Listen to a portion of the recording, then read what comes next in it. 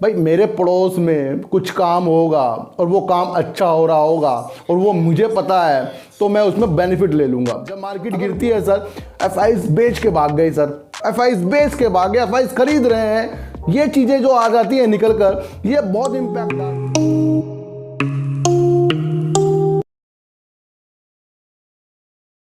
नमस्कार, मैं स्वागत करता हूं आपका अपने ही चैनल में जिसका नाम है सार्थक बाजार से।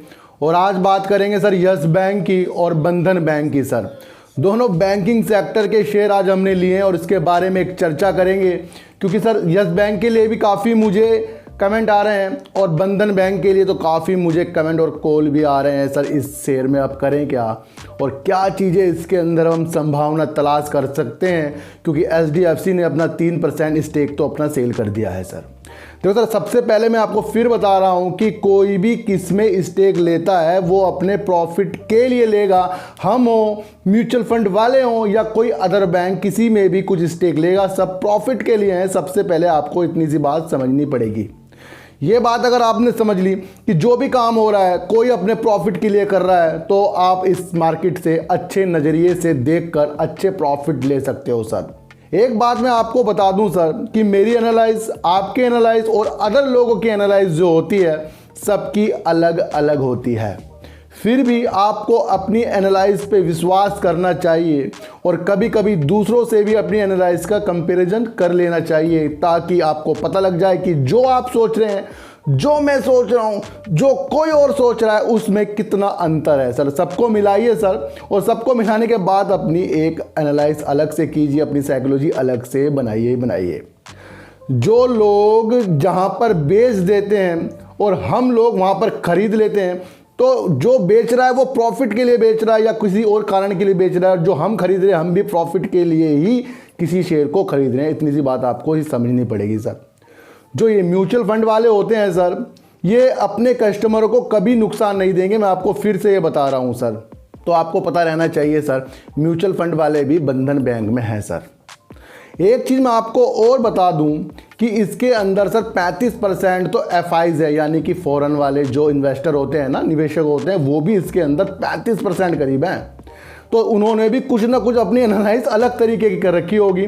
तो ये नंबर भी आपको ज़रूर शेयर लेते हुए देखने चाहिए कि कौन कितना कितना स्टेक क्या क्या चीज़ों में लगा रहा है और क्या सोच के लगा रहा है, ये आपको पता लगना ही चाहिए। ये मैं आपको बता दूं, जब मार्केट गिरती है सर, एफआईज बेच के भाग गए सर, एफआईज बेच के भाग गए, एफआईज खरीद रहे हैं, ये चीज़ें जो आ जाती है निकल कर, ये बहुत इम्पैक्ट डालती है। और 35% इसके अंदर सर एफआईज और 40% करीब इसके अंदर प्रमोटर हैं। सर तो मुझे जो ये बैंक लग रहा है ना, काफ़ी अच्छा लग रहा है। Q4 रिजल्ट इन्होंने अपडेट दे दी है उसकी, उसमें 24% सर डिपॉजिट इनका बढ़ा है सर, और लोन ग्रोथ भी इनका इंक्रीज हुआ है। तो यानी कि ये तो प्रगति की ओर है सर। अभी हाल ही में एचडीएफसी ने अपना 3% का स्टेक बंधन बैंक से सेल कर दिया ब्लॉक डील के अनुसार, समझिए सर। और अब एचडीएफसी का सर इसके अंदर 5% से नीचे चला गया उनका स्टेक, अभी भी उनका इसके अंदर है।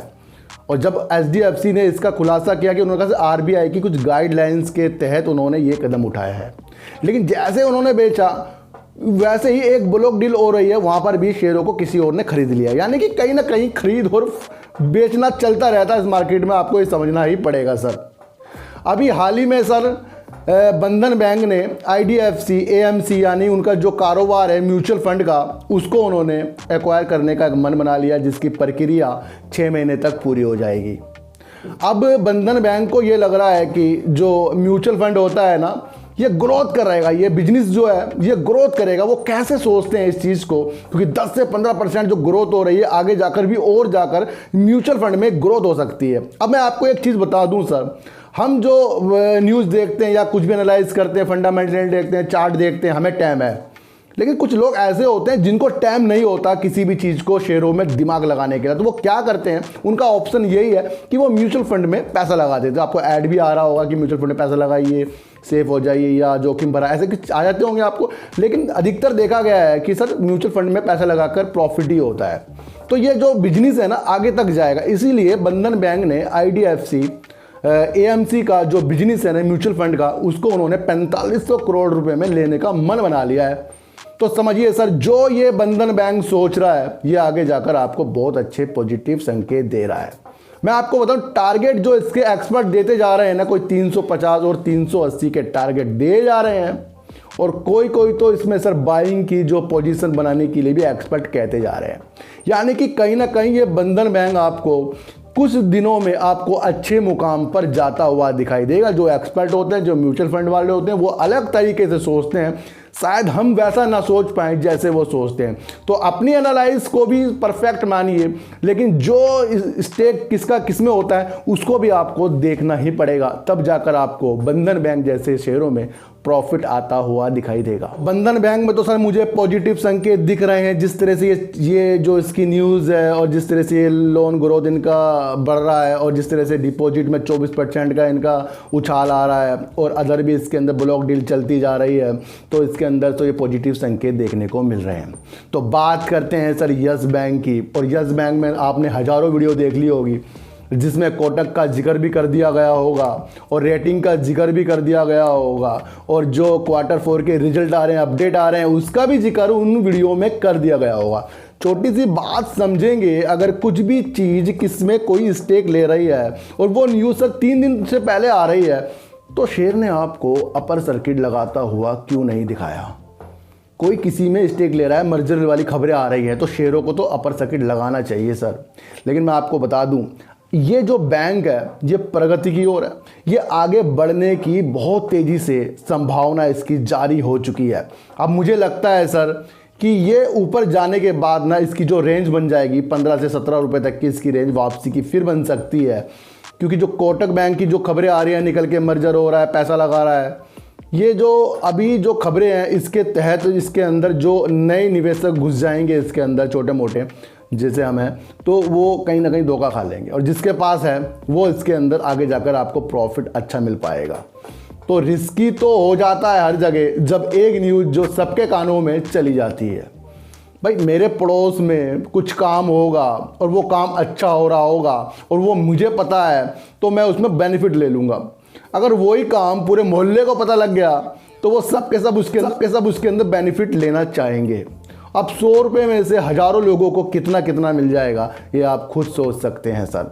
तो समझिए सर, किसी भी पॉजिटिव न्यूज़ के संकेत को ज़बरदस्ती अपने ऊपर मत लें, और देखें कि यस बैंक ने आपको पहले काफ़ी रुला भी दिया है। जहाँ टारगेट इसके 10 रुपये के भी दिए जा रहे थे, वो भी अचीव इसके होते हुए नहीं दिखे, लेकिन शेयर उसकी तरफ जाता हुआ आपको दिखाई दिया है।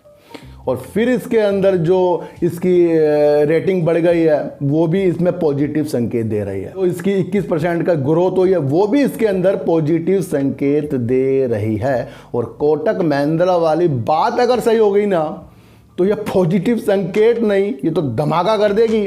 लेकिन धमाका होने से पहले ना खुद को भी संभालना बहुत ज़रूरी होता है, क्योंकि धमाके में सभी फंस जाते हैं, क्योंकि सबकी नज़र जिस चीज़ में हो जाती है उस शेयर में तेज़ी के बाद गिरावटें आना शुरू हो जाती है। अलग नज़रिया बना लो, मैं आपको कह रहा हूँ।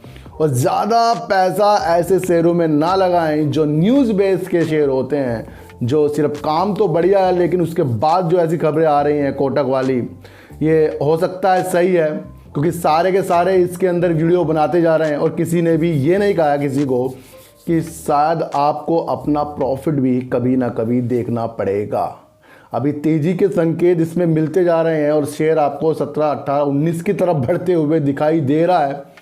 फिर अचानक वही है ना सर कि न्यूज़ निकल कर आएगी तो इसके पास से पलट भी सकते हैं। फ़िलहाल तो आपको इसके अंदर ना सर, इसमें जो साल दर साल जो प्रॉफिट हो रहा है उसे देख लीजिए, इसके अंदर जो रेटिंग बढ़ती जा रही है उसे देख लीजिए, और ये अपने पैसे लेने के लिए जो कार्रवाई कर रहा है, जो ARC की टीम बना रहा है उसे देख लीजिए सर। इसके अलावा किसी और चीज़ के चक्कर में अगर आप पड़े धोखा खा लोगे। मैं आपको फिर बता रहा हूँ कि ये मार्केट जो है वो है नहीं, और जो है वो हमें दिखती नहीं, और जो दिखती हमें है उस पर हम विश्वास करते नहीं। मैं आपको इतनी सी बात बता दूँ सर।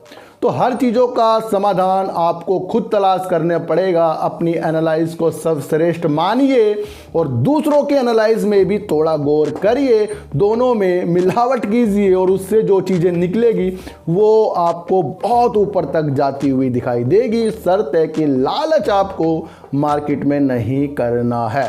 तो चीटी को हटा दीजिएगा, रोटी दीजिए, अपने बच्चों को ज़्यादा से ज़्यादा प्यार कीजिए, क्योंकि बच्चे ही आपकी मासूमियत से किस्मत पलटेंगे। तो फिर मिलेंगे आपसे वीडियो के साथ, जब तक के लिए नमस्कार।